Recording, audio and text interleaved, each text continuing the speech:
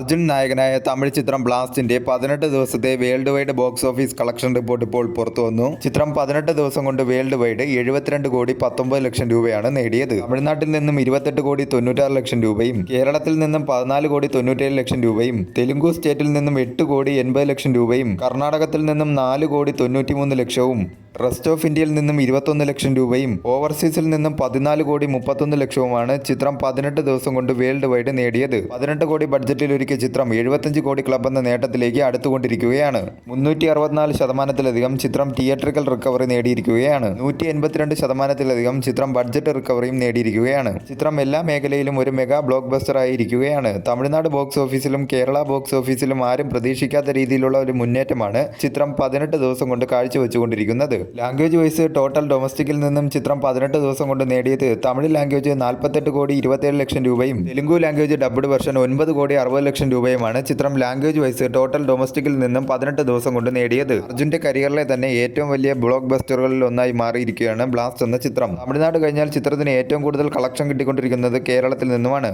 ഓരോ ദിവസവും ചിത്രത്തിന് മികച്ച രീതിയിലുള്ള കളക്ഷനാണ് കേരളത്തിൽ നിന്നും ലഭിച്ചുകൊണ്ടിരിക്കുന്നത്. വലിയ ബഡ്ജറ്റിൽ ഒരുക്കുന്ന പല ചിത്രങ്ങളും ബോക്സ് ഓഫീസുകളിൽ തകർന്നടിയുമ്പോഴാണ് ചെറിയ ബഡ്ജറ്റിൽ ഒരുക്കിയ ഈ ചിത്രം വലിയൊരു വിജയമായി മാറുന്നത്. വരും ദിവസങ്ങളിലും ചിത്രത്തിന് മികച്ച രീതിയിലുള്ള കളക്ഷൻ തന്നെ പ്രതീക്ഷിക്കാവുന്നതാണ്.